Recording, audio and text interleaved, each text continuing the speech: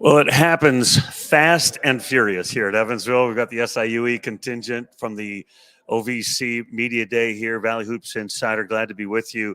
Brian Barone, Rayshawn Taylor with us, and these guys are poised. You guys, I know you're excited about this season. And but first, thanks for your time. But what's this day like? Like you guys, this has been kind of disrupted by all the COVID and all that. To just have everybody back, what's that like? Oh, the OVC's done a great job. It's exciting. You kind of have there's an energy about what we're about to encounter in a few weeks, and it's just kind of fun to be part of something that it's a big time conference, big time atmosphere in that regards. Yeah. What do you think about? I mean, you're going to say, well, three teams that came in that we're really excited about, but what do you see the pluses to Lindenwood and Southern Indiana and Little Rock coming in? Well, those three teams I'm really excited about. The pluses are there's going to be, with Lindenwood, obviously there's a natural, 25, 30 minutes from one another.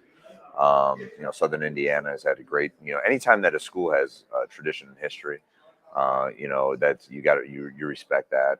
It's also in the wheelhouse of where the conference, tournament is. Right. And Little Rock is, done a very good job over the years. They made national, headlines a few years ago, and they've been a very good program. So what you've done is you really just enhanced the conference by continuing to add good depth and tradition. I was asking you before we came on, how's your knee? To me, the big stinking question of the, I mean, obviously you haven't built the whole team around this guy, but on your way to being maybe player of the year, for sure, freshman of the year, all those kinds of things, and then the knee. Talk to us about your knee. I mean, it was unfortunate that it happened at the time it happened, but it's okay, and I know I'll be fine. So I'm getting healthier. I'm almost there, and hopefully I'm there for the first game. Hopefully. What you and I talked a couple of weeks. Yeah. I think. Well, you and I talked a couple of weeks ago. You said his mind and his knee have to be all like he has to know what's going on. How do you judge that? How do you figure that out? You ask them. The numbers have to match up strength-wise, just from a medical standpoint. That's out of our hands. We have nothing to do with that. And then you just trust Ray. That's the reality of it. When he's mentally ready, I'm not in a hurry. We're not in a hurry. He is a huge part of our team, whether he's on the court or off to the side. He's very willing to put himself in the situations. We have a group of guys that have, are very good as well, that we're really strong believers in. And when that time is right, through conversation, just, open honesty is kind of where you take that step.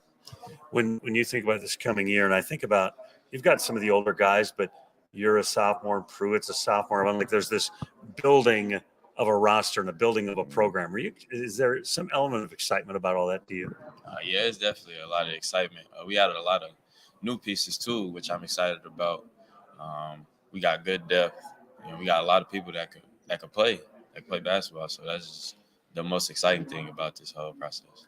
When I watched you guys the last couple of years and you were struggling with injury at times, you're not exactly a shrinking violet in the huddles, even when you're not playing. What I mean is, like, you're engaged and you're patting people on the back and you're encouraging players. I am. It's sort of a way to get away from it. Like, I'm injured, but I don't want to take away from the team. I'm still in there to win.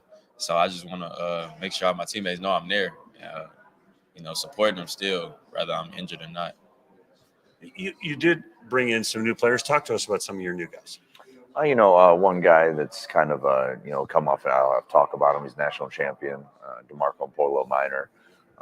He's got a lot of heart, a lot of fight. They went 33-0, won National Player of the Year last year. I mean, there's something to be said about that when you go an entire season and you don't lose a basketball game. We're excited about him. We got a local guy coming back, and Jalen Hodge. Really can shoot the ball. He's got some veteran. He's been in college now 4 years, starting his 5th year with us. You have Terence Thompson, who's, again, he'll be a sophomore. Polo was a sophomore. We have a big sophomore class, like you mentioned, but with experience within that. Good size that, has Division I experience down at Navarro Community College as well. You got Kobe Barnes, who I've known about for years from my time at Indiana. He went to Indiana State. Was on a very highly touted junior college program.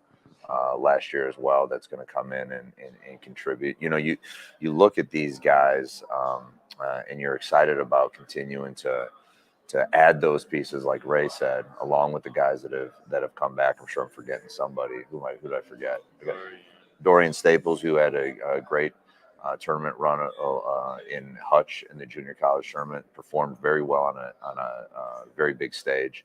Has come in with great energy, great positive mindset, and brings it every single day. Braden Wood, coming from Link Gear Academy, who can really shoot the ball and he's learning and growing is kind of a true freshman, which is nice. And Big Arnie is on our team as well, and we're excited to have him. You know, great size and mobility with that size. Talk about your own game. Like, obviously we're thinking about your knee, but what do you want to see develop? What do you want to see grow in your personal game? I got my own personal goals, I will say. So I want to shoot 50 from the field, 40 from three, and at least like 85 from the line. So that's basically my personal goal, is just raise my shooting numbers, really. But I also want to add to my assist total and reduce the turnovers. Those all sound like valuable things. Yeah, I want him to do that too. Yeah, coach says yes, yes, and yes. So that comes down to repetition, practice, those kinds of things, but maybe also decision making. Is that something as a young player you still feel like there's something to grow there? Yeah, I definitely could grow from there. It was my first year playing, so I just had to get used to some of the stuff. College, they wall up a lot, so by knowing that I'm not getting a certain call when I get in the lane, I got to make sure I'm, skipping it, maybe playing off 2 feet, things of that nature. It's interesting to hear these guys talk about what they're learning and what they're going through. When you think about this particular group and the open nature, I think, of the Ohio Valley Conference race, if I'm getting way ahead of myself, that's down the road. But you have a team that can really fight for the top spot, don't you? Yeah, we do, and I'm comfortable saying that. We've worked hard, we've stayed together, we've been through a lot of adversity these last couple of years. And some people are like, hey, you can't keep talking about. I'm not talking about the past because it's an excuse. It's a fact, and I think it's a fact that's really enhanced our current situation with the amount of guys that we have retained in a time that there's not a lot of retention. You have 2 preseason guys that are coming in here and producing our league at a high level, and they're coming back, and Devon Pruitt and Rayshawn Taylor, along with the Wright brothers, who have started a lot of games and really produced. You got Jonathan Curtis, who's coming in, as a freshman, played about 11 minutes a game, and he's really enhanced his body and his mental game as well. Like, you really want to go down the line, and you look at what we have. Desmond Polk is, just continuing to grow, and he was part of, we've had Kim Williams come out for an injury 2 years ago, and you have those 19 games in 42 days. Yeah, I'm ready to roll. I'm ready to go, and I want to do it with these guys. There's no doubt. What do you like about your schedule? I know you got Bradley coming in, but talk about your schedule. It's going to challenge us, especially early in the season. We're going to have, I think 5 games in 10 days. Now, if there's a team that's kind of built for that, it would be us. And that was, kind of the way the schedule and the dates fall out, and kind of some things that were behind the scenes that we had to do. It works out that way. So you go into Fort Wayne, who won the conference last year, Horizon League. We beat them last year. It's nice to go back there and have an early. It's going to be like a conference game. You start with Harris Stowe. You have a new coach who's local. He's done a very good job in the junior college ranks. Then you go to Fort Wayne. Then you go to Missouri. Dennis Gates is a very good coach. Did a great job at Cleveland State. It's a 2-hour trip. It's exciting for our guys to go in there. You go out to the tournament out at Longwood, where you have Longwood, VMI, Fairleigh Dickinson, 3 different styles of basketball. You come back, and we're I'm getting some of the games and things screwed up, but I know we have Kansas City, again, another type of conference game. And as you continue to look through, then you have Troy, who had a lot of success in the Sun Belt, coming to our place. Bradley coming back into our place, to Illinois State. And we're probably going to do something unique on that game, like a throwback game, maybe play. They're playing at Horton. They are playing at Horton, Yeah. So we're going to have like a 70s game. I'm sure I'll have some suit coat. This might be my 70s suit coat anyway. You could wear a headband. I might do, yeah, we might do the headband, the short shorts, and that's in style now, the short shorts and the socks. So, you look at that, you have, Illinois Tech, and you have, then you start conference, I know I'm forgetting a game or 2 in there, but, it was. But you like the balance. We have the SIUE. mix. Yeah, we have SIUE too. Yeah. So, I mean, it's a nice mix of different styles of play. You have a string of games together back to back to back. You have some travel. You have some travel day of. I think that simulates when we travel to like Eastern Illinois or SEMO. We do day of trips. So we did that within the Missouri, the Illinois State.